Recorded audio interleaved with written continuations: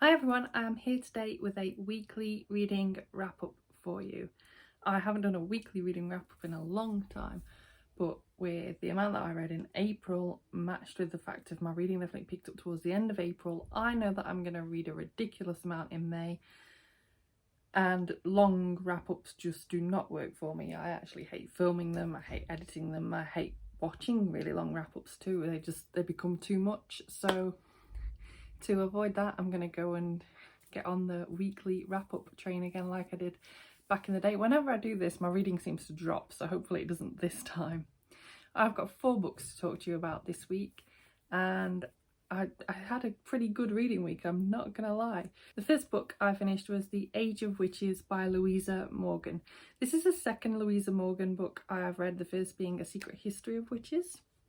I received this book free from the publishers via NetGalley, and I'm so pleased that Aoife let me know that this was on NetGalley, because she let me know it was on there and we buddy read this and we both thoroughly enjoyed it. I gave it 5 stars, she gave it 4 stars, and I just don't have enough praise for Louisa Morgan's writing. This novel follows a family of witches, and there are some more evil kind of personalities in there, and there are some genuinely good people in this book as well. And this book mainly follows the character of Anis, whose stepmother is a witch that is pretty evil. So she is quite evil, and she's obsessed with the idea of progressing her way through society and getting a title, and so is projecting this onto Anis and suggesting that she needs to marry well and get a title so that she can progress her own position within society, basically. And this obsession leads to her using some really dark magic, and it's then up to Anis's aunt Harriet to kind of help save the situation. You get a few different perspectives within this novel, and the characters are just really real. I found myself in love with Harriet and in love with Anis from like the get-go. They just felt like real people that I needed to support. Meanwhile, Frances was kind of like that really evil person that you kind of couldn't get enough of. Whenever it was her chapters, I was like, yes, I can't wait to get deeper into her mind. I also really enjoyed that this was set in both somewhere in America, I forget, and also London. I love reading about London. And the scenes in London of Regent's Park were just like, I felt like I was there. There's horses, which just made me want to go horse riding again, because they made me feel like I was missing out on going on these horse rides. It was just absolutely phenomenal, such a page turner. And also just such memorable characters. One of my favourite characters in this book is actually one of the side characters, and this is a maid called Velma.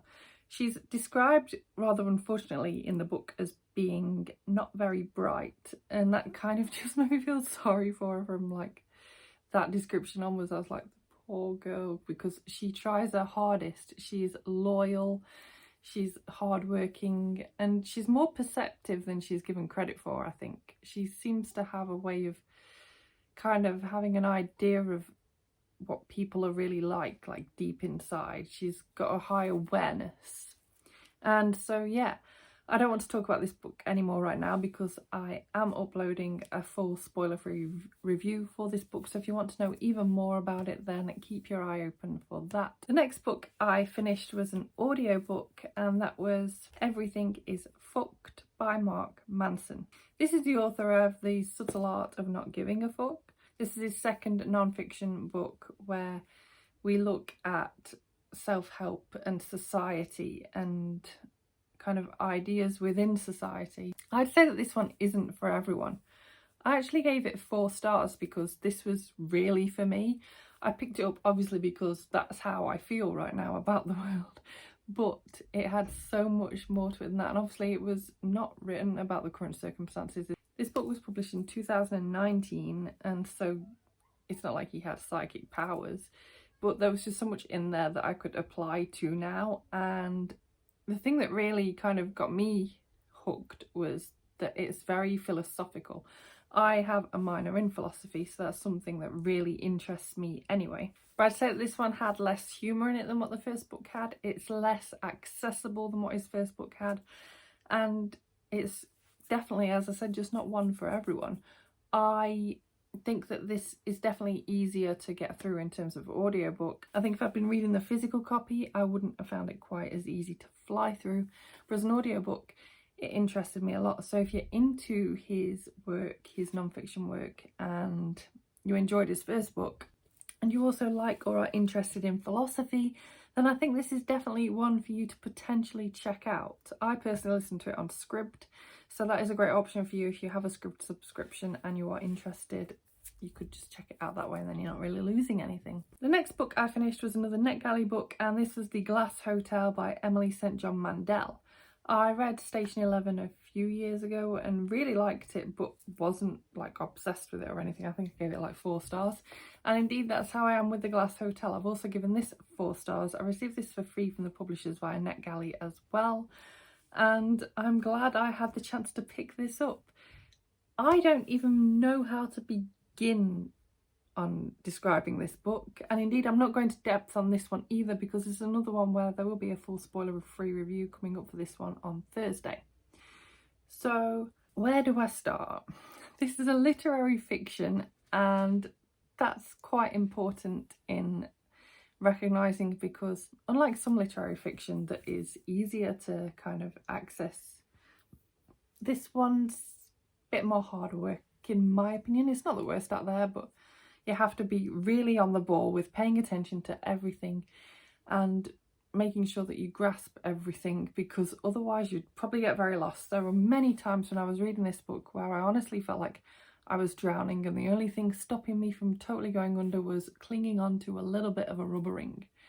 And that was quite a stressful reading experience, but worth it. The payoff was definitely worth it.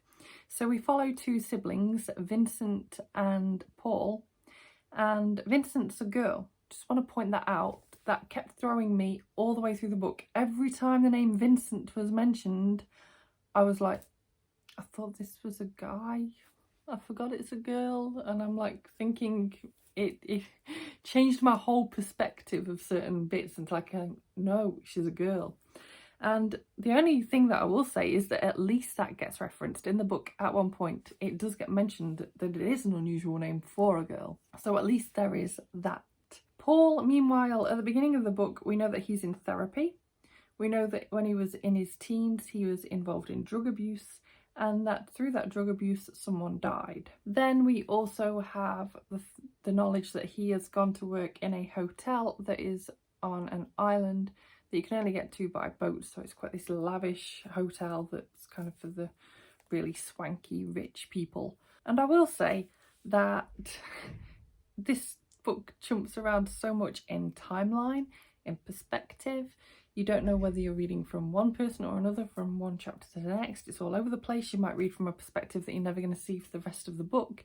It is so all over the place. I like to think of this book as a beautiful mess, because it really was for me. So the basics of this plot, which I've still struggled to describe in any sort of reasonable extent, contain drug abuse, mystery, disappearance, potential murder, money-making schemes, the financial crash of 2008, and also apparently it also has links to Station 11 in terms of some of the characters that are in Station 11 also pop up in this alternate universe of the Glass Hotel. Now, I read Station 11 a good few years ago now, and I don't remember enough about the characters to have picked up on any of the Easter eggs that are supposedly hidden in the Glass Hotel, so I can't comment on that myself, but apparently they are there. So if you're a fan, then you may be able to pick up on those. But that's all I'm going to say for this book, because as I said, I do have a full spoiler-free review coming for this one too. The final book I read this week is Technicolor by Louise Marley. This was a really spur-of-the-moment pickup, because Louise Marley is actually Louisa Morgan, who wrote the first book I talked about in this wrap-up, The Age of Witches. So yeah, this is very much me going, right, I want to read more by this author right now. And I know of one that is also another witch related book, but then I was trying to delve into her other stuff, discovered that she's written under other names, and came across this. This is a Wizard of Oz kind of fan fiction piece almost. It's a short story. It didn't take long to read, maybe 15 minutes or so. And so it was going to need to do something amazing for me to give it any sort of reasonable star rating anyway. And indeed, I gave this 3 stars in the end. I will say that I'm not massively interested in the Wizard of Oz, and so the storyline was never going to be some amazing thing for me, even if it had been totally nailed. And this also adds to me kind of only giving it 3 stars. I just wasn't interested enough. But the writing was what I was there for, and I wanted to check out her early writing, and wow, like I could really see her writing now in this, and I didn't think it was that terrible in comparison either. It was wonderful to be able to read another piece of her work and sort of compare the writing after, as I literally read this a couple of hours after, or a day or so after finishing The Age of Witches. So I was like, wow, I could fully compare. I will say, me picking this up also made me really sad, because I went on to Goodreads and it's only got 3 ratings, one of them being me, obviously. So if you are interested in seeing what happens to Dorothy after The Wizard of Oz, and you are up for a short read to boost your Goodreads goal as much as anything, then go and check this out on Kindle, because it's a fun, quick read with great writing. And that is everything that I read this week. A really happy start to my weekly reading wrap-ups for me. I am chuffed with everything that I read, and this up and coming week is looking to be a spectacular one. So thank you so much for watching this video. If you liked it, please give it a thumbs up. Subscribe by clicking the image of me if you want to see more book reviews and other bookish content from me, and I will see you soon. Bye bye.